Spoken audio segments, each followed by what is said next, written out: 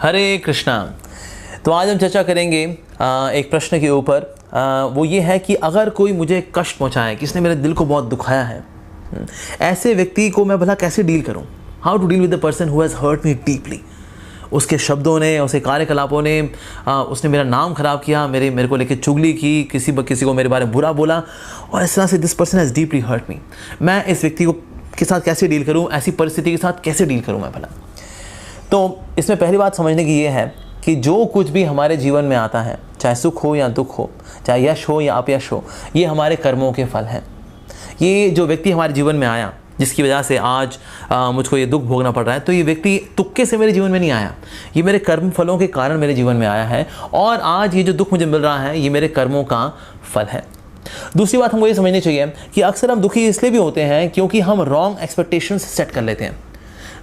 भीष्म पितामह युधिष्ठिर महाराज को बताते हैं श्रीमद् भागवतम में फर्स्ट कैंटो में that expectation is a root cause of frustration. जहाँ पर एक्सपेक्टेशंस रॉन्गली सेट होंगी, वहाँ पर फ्रस्ट्रेशन तो आएगी ही आएगी। और तीसरी बात हमको ये समझनी है that the extent of hurt is directly proportional to false ego. जितनी ज़्यादा ईगो थिक होगी, उतना ज़्यादा हर्ट व्यक्ति आसानी से हो जाएगा। तो जिन लोगों में ईगो ज़्यादा होती है, वो बहुत ही ज़्यादा सेंसिटिव होते हैं और वो किसी बात का कभी भी बुरा मान सकते हैं।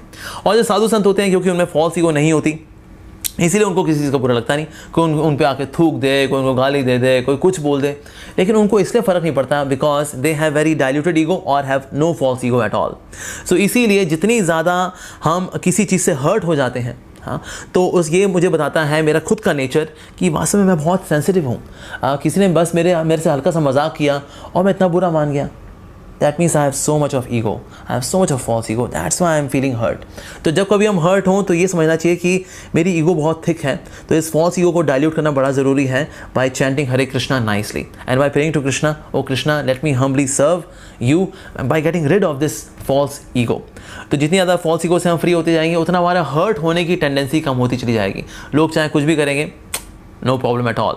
सो फैक्चुअली ये ईगो ही है, ये फॉल्स ईगो है जो कि यहाँ पर सॉकेट लगा हुआ है और दूसरे व्यक्ति के हाथ में हमारा रिमोट है। वो जब भी बटन दबाते हैं, हम गुस्सा हो जाते हैं, हम दुखी हो जाते हैं, हम निराश हो जाते हैं और जीवन की सारी ऊर्जा को खो बैठते हैं।